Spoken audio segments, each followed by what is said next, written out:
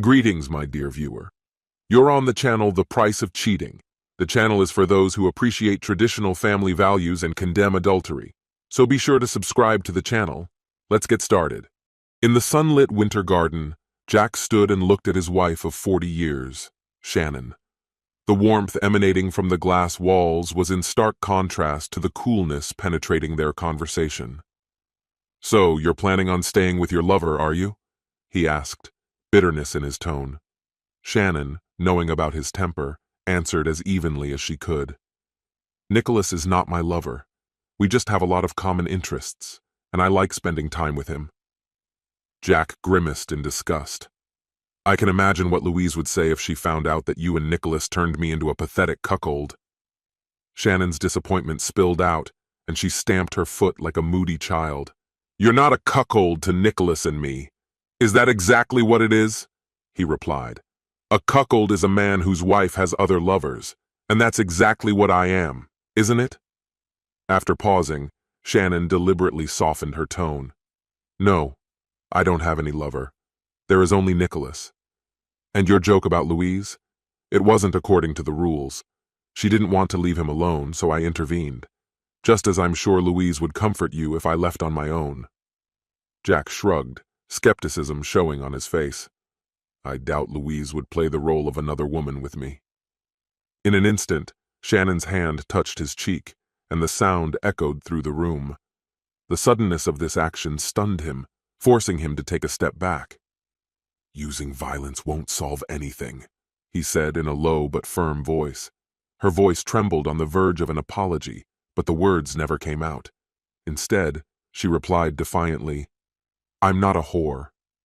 And yet you're like this, getting ready to live with Nicholas, share a bed with him and, yes, maybe even share intimate moments." "Maybe," she agreed, "but what I'm doing with Nicholas doesn't detract from what we had." Her tone was playful, with a hint of mischief, and he caught a hint of irony in her words. He wisely kept his thoughts to himself, knowing full well that a date with Nicholas could touch depths of passion that she had never explored with him. A harlot? This thought flashed through his mind. "Please don't forget to take your medicine when I'm not around, okay?" The concern in her voice caught him off guard. "Why do you care if I take medicine?" he asked with a note of disbelief in his voice. "After all," he thought, "if I were dead, you'd be with Nicholas, wouldn't you?" She shook her head emphatically. "No, that's not the point. I still cherish you very much, and I don't want to see you sick." Her voice softened as she continued. "You need blood pressure and heart medication. I'm worried about you. We are very young, and we both need to take care of ourselves. You're almost 71, and I'm 67. He let her give him a gentle peck on the cheek, a bittersweet goodbye, after which she started the engine of her luxury sports car and sped off into the night, heading for a date with Nicholas, the widower of her late sister Louise. Nicholas lived only 60 miles from home, a distance that may seem trivial in many countries of the world, but in our state it was considered quite reasonable. Driving along familiar roads, Shannon could not get rid of the memories of that fateful day 16 years ago, when her sister's life was cut short as a result of a tragic workplace accident. The shockwave of grief that followed knocked Nicholas out of his rut, and in a difficult moment, Shannon intervened, offering support to a man who suddenly found himself in the role of a young widower. What began as compassionate visits gradually turned into something more intimate, although Shannon could never pinpoint exactly when this shift occurred. However, she clearly remembers the confrontation that changed everything, the moment when her unsuspecting husband Jack found out the truth. Their quarrel was explosive, filled with violent emotions and accusations, but it all came to an abrupt end when Jack suddenly collapsed, clutching his chest in agony. It was a terrifying prelude to the heart disease that lurked deep inside. In a panic, Shannon dialed the emergency service, her heart pounding wildly when she realized how dangerous the situation was. She felt exposed, almost vulnerable, almost naked, while Nicholas stood in his boxers and Jack, still in street clothes, lay on the floor. An ambulance crew arrived, and their professionalism was in stark contrast to the chaos of emotions swirling around them. They didn't say a word about the tension or the scandalous affair while they worked to stabilize Jack's condition. He was taken to a general hospital, where cardiologists installed a stent to restore his health. By an amazing coincidence, Nicholas decided not to press charges against Jack, although the incident left its mark on all its participants. Now Jack was a man suffering not only from physical ailments, but also from an emotional rupture that he could not make up for. As the weeks turned into months, Shannon resumed her secret trysts with Nicholas, despite Jack's protests and threats of divorce. For her, it was not just an affair, but a way to help Nicholas heal from a deep loss. It's been almost 16 years, and Jack seemed to come out of the fog of denial. Deep down, he felt that Shannon was guided more by her own desires than by a sincere desire to help. On a clear morning, just after 9, Shannon slipped out of the house to meet Nicholas again, leaving Jack alone in their sunlit greenhouse surrounded by glass and greenery. It was here, amidst the tranquility of nature, that he began to face the reality of their broken relationship and the secrets that had taken root in the shadows. His condition wasn't the best, but he kept it a secret. The last thing he wanted was for Shannon to think he was trying to push her away from Nicholas. That was the last thing on his mind. In fact, he would gladly have given it to Charlie's boy. With a sigh, he sank into his favorite chair, and the world around him faded into a deep slumber. The June sun rose higher and higher, turning the greenhouse into a red-hot furnace.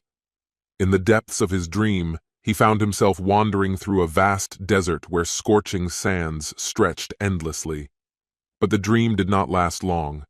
He woke up abruptly and felt oppressive heat attack him. With difficulty gathering his strength, he tried to get up, but was met by a dizzying wave that knocked him back to the floor.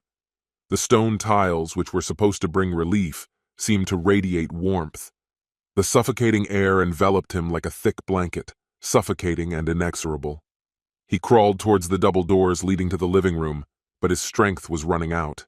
Shannon insisted on giving him a Bluetooth pendant for Christmas, which was supposed to connect him to her phone. But now this lifeline seemed more like a bad joke, as the calls went straight to voicemail. "Help me, please," he croaked, barely escaping from his lips.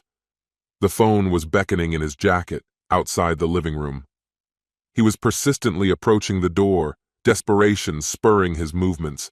And then, out of the corner of his eye, he noticed a presence in the conservatory. Turning his head, he saw the familiar, cheerful face of Louise, his sister-in-law, whose eyes sparkled with concern. "Louise? Yes, it's me." He turned his head and saw the familiar, cheerful face of Louise, his sister-in-law, whose eyes sparkled with concern. "What are you doing here? What happened?"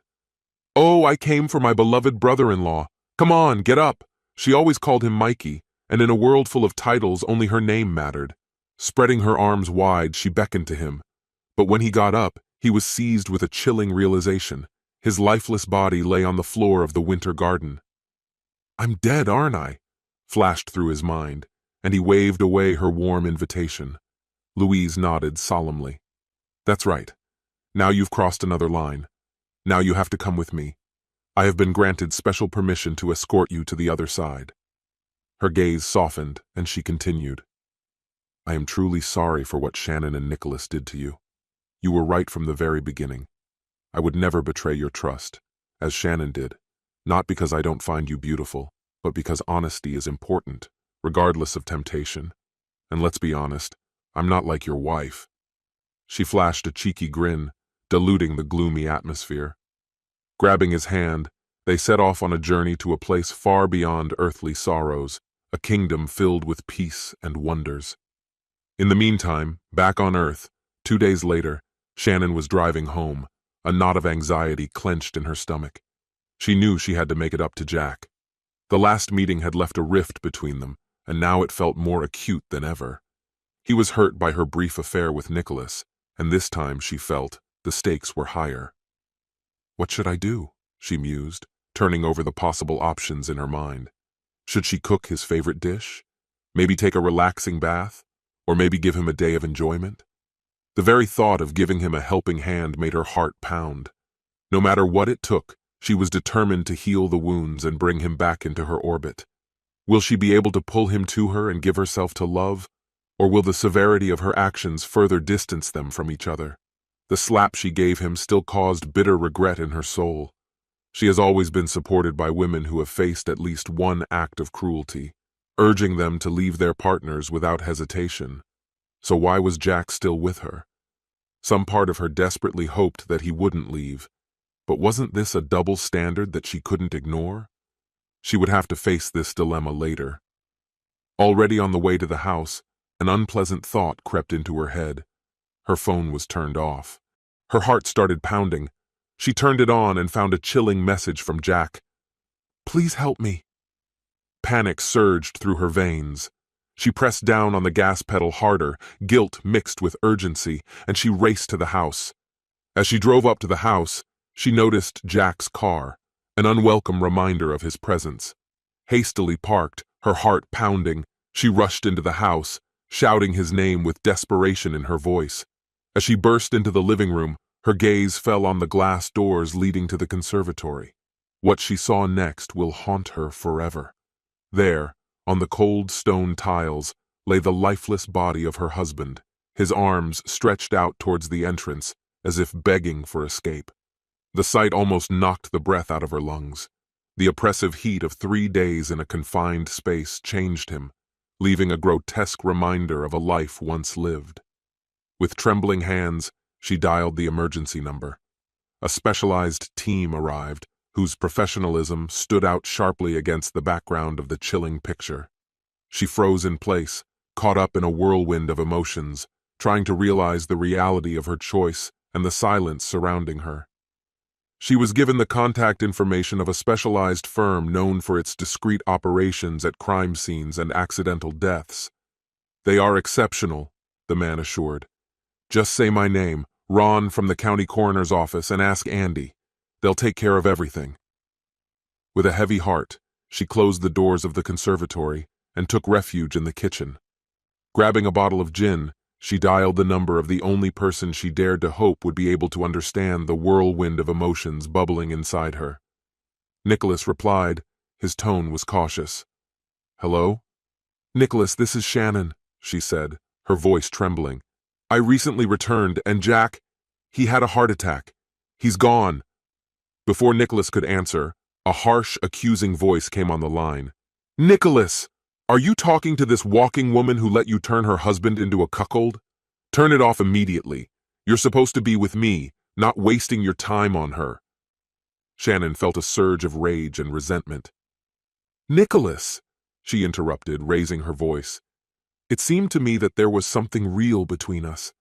Do you remember how I almost left Jack for you? How stupid I was if I thought I meant more than just another notch in your column. And tell that shrill harpy to get out." With that, she hung up the phone, and the finality of the act echoed in her ears. Then she blocked Nicholas's number. It felt like a small victory, but she realized that it was too little and too late. Pulling herself together, she called the cleaning service and left a message on their 24-hour line. "I'm sorry I hit you, Jack. I'm sorry I cheated on you. I am very, very sorry." The words were pouring out and tears were streaming down her face. Tears for Jack, for her dead sister, and most painfully for herself.